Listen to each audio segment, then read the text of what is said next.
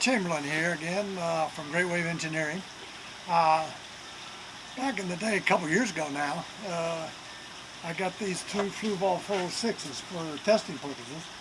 I wanted to test out different kinds of filter foam to see if I could find some foam that I thought I could sell. So we found some convoluted foam and tested that out for several months and decided that looked pretty good. And after we got that on sale, I got to looking around for some other sources of foam. I wanted to try out some porate foam as an alternative, see how it performed in comparison. And after quite a while, I determined that it performed very comparably. And I found that we had some issues with the convoluted foam. Because of the convolutions, the tips of that foam, particularly the coarse foam, there's not much material there, and the bacteria would actually devour that over time. I found that about 18 months I started to see quite a bit of deterioration, and after a couple of years the coarse piece was completely flat. All the convolutions were gone, and so I decided that wasn't a very good idea, and I've since switched to nothing but porate foam, and I'm very happy with that. And I believe my customers are as well. It seems to be selling real well. So anyways, when I originally started doing this testing, I envisioned tearing these down about once a month. It's been August since the last time I tore these down. I had a very enjoyable and busy summer this summer, and one thing led to another, and I just never got around to them. So I'm not sure what kind of a mess I'm going to see in these. I hope you don't let your filters go quite that long. But we'll take them apart, see what they look like. I honestly can't even remember exactly what I got going on in there, but we'll find out quick and see what it's like, and then hopefully come up with some new ideas to test. So we'll start getting these babies tore down and find out what we got here.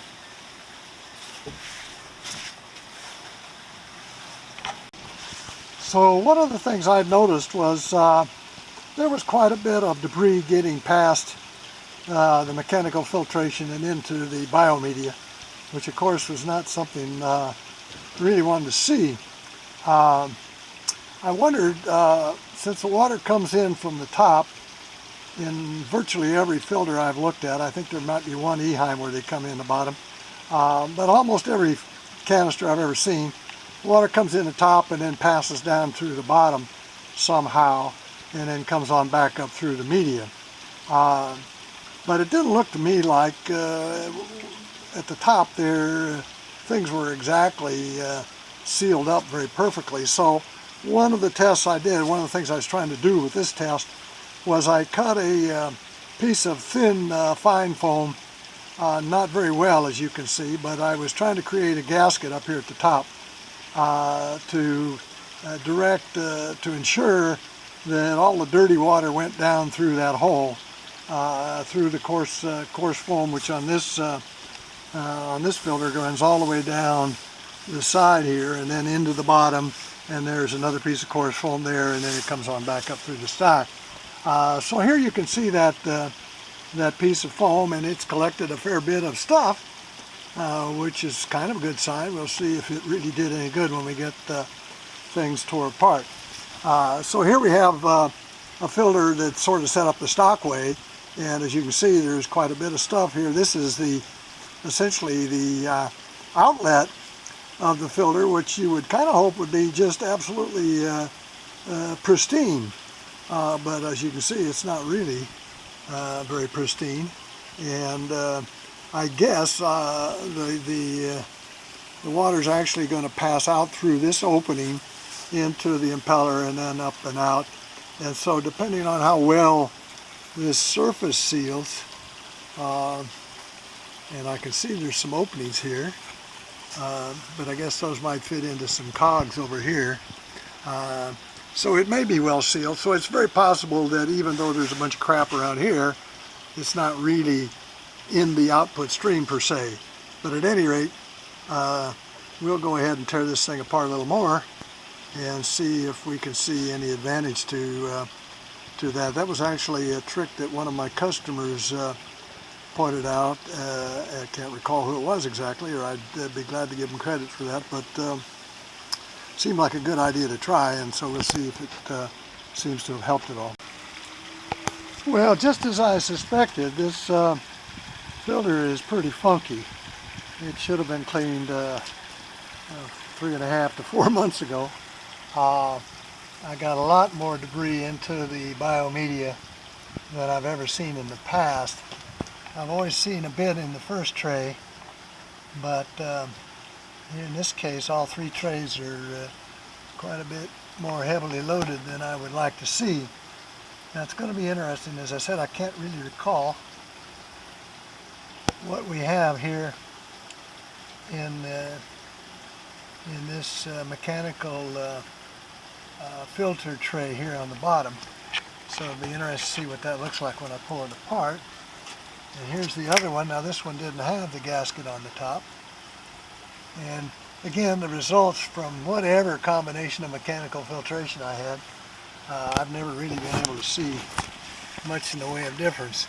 Now in this one here, I'm using the trick from the Ponguru of putting the ceramic rings that came with the filter down in the bottom to help collect some crap, and it looks like they certainly do that.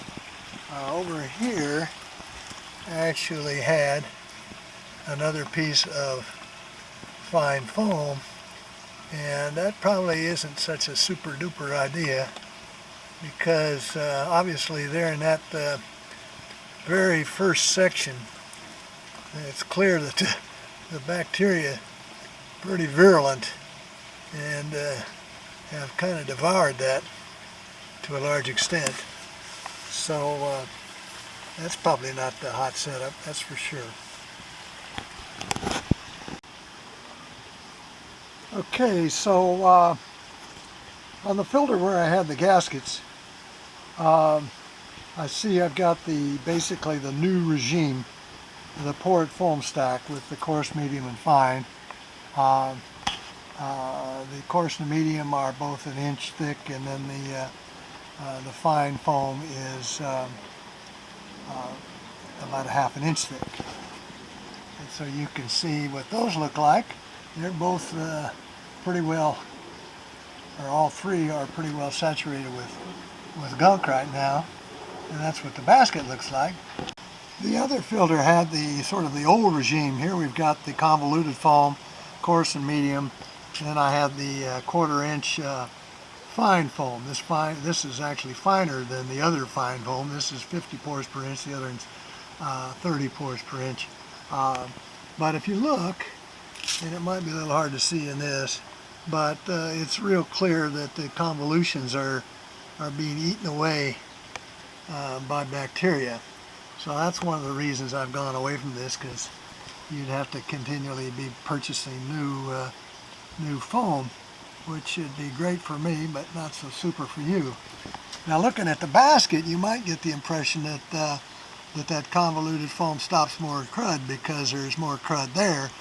But I believe the only reason this looks so dirty is because that's where basically the open spaces are in the convolutions.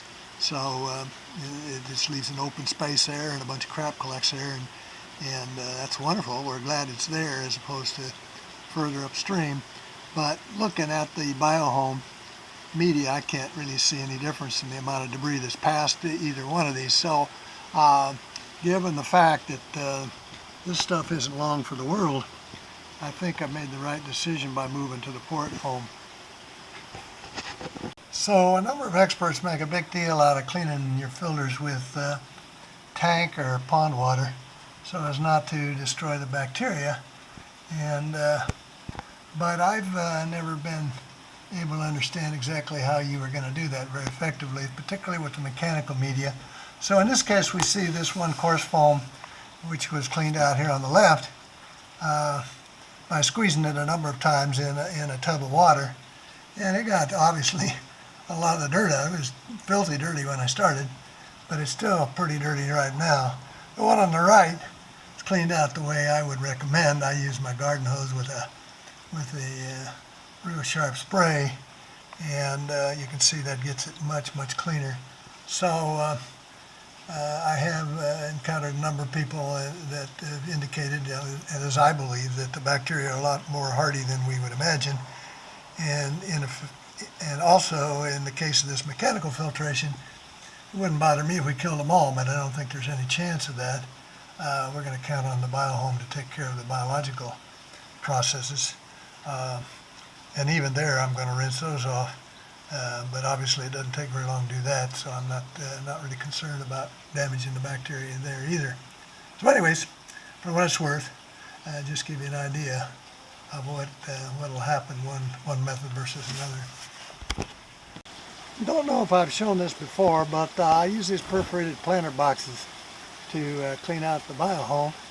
Allows it to spread out a bit, and I can spray that off then pretty quickly, get that debris washed off the surface, and get it back in the tray. So now we've got the foam nice and clean, and we've rinsed out the biohome as well, so it's looking real nice and clean.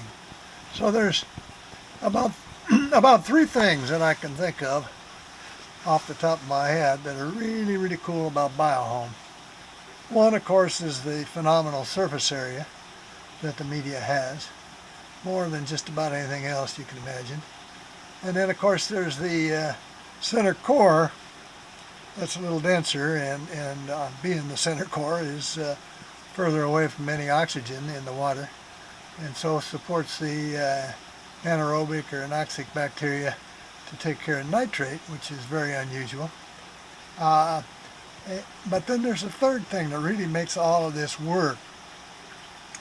When the manufacturer told me about this, I didn't really believe it, but he told me that the media didn't really didn't support a biofilm, and I couldn't believe that.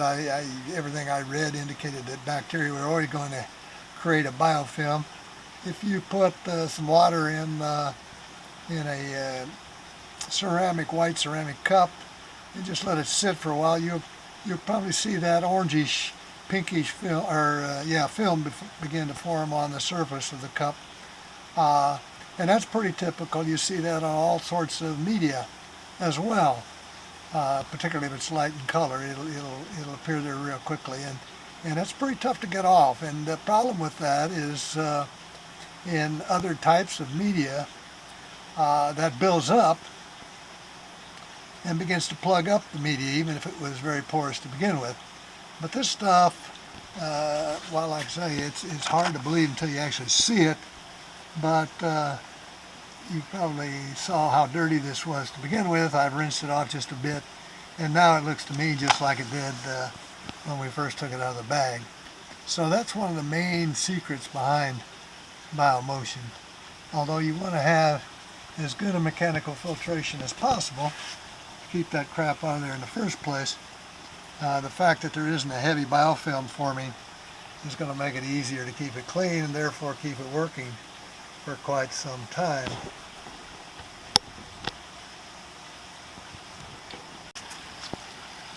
So our biggest challenge is really providing adequate mechanical filtration to keep the biohome as clean as we can.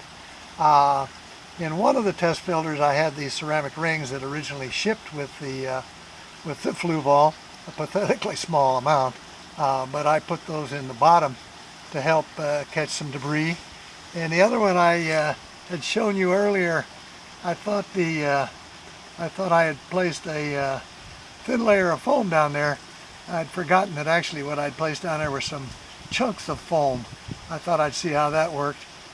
So they weren't really devoured that badly. They'd already been cut up, but I'm not sure that was a real brilliant idea. So for this test, I'm going to try something different. I'm going to use some biogravel. Haven't really used that at all, although a number of people have reported good results with it. I'm going to put a little layer of that down there and see how that works out. So here's the biogravel. I've sold quite a bit of this. A number of people have used it for their biorbs and bicubes and so forth. I always felt that it was mainly good as a substrate, but a number of people have reported that it works real well as a filter media as well. So anyways, I'm going to put a little layer of this down in the bottom. just to see how that works in terms of breaking up some of the crap and keeping it down there before it gets into the rest of the biomotion. And there we have it. You can see it. There we go. I think we might be able to see that. Got a little light layer of that down below. I'm going to check that out hopefully in a month or so and see how it does. So here we go. It's back in operation. Fortunately got it going here with my voice mostly back and battery still going. So until next time, happy fish keeping.